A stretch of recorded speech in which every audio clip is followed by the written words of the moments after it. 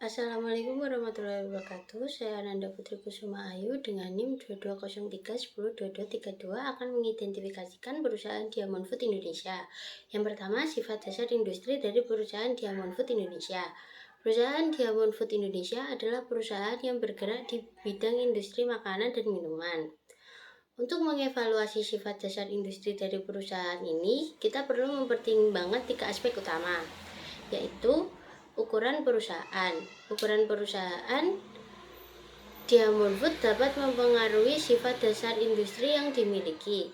Perusahaan ini termasuk dalam kategori perusahaan yang besar dengan aset yang besar, cabang di banyak negara, dan pengaruh yang signifikan dalam pasar. Maka, sifat dasar industri cenderung dominan dan kuat.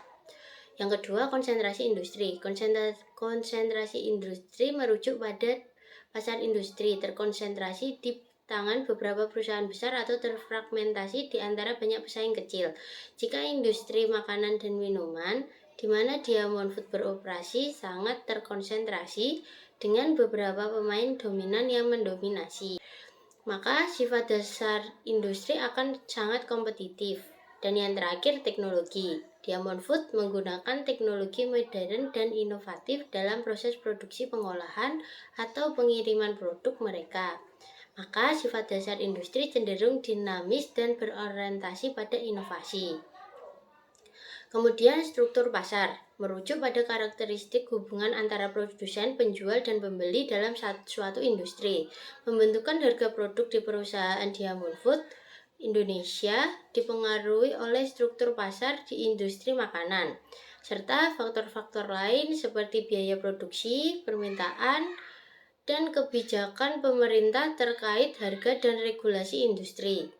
Selain itu, strategi pemasaran dan branding perusahaan juga akan memainkan peran penting dalam menentukan harga produk yang sesuai dengan posisi pasar dan keinginan konsumen.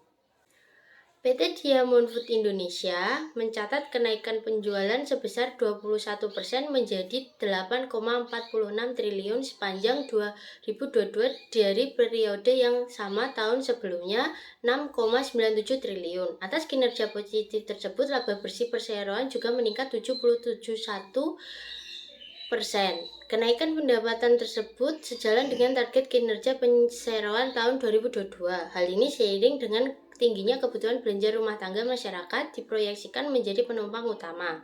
Sebelumnya, Direktur Diamond Food Indonesia, Chen Senan, menyampaikan target kinerja tercapai dengan peningkatan penetrasi ke konsumen retail kalangan menengah ke bawah melalui produk yang lebih relevan sehingga akan meningkatkan produktivitas dan penjualan. Sekian dari saya, kurang lebihnya mohon maaf. Wassalamualaikum warahmatullahi wabarakatuh.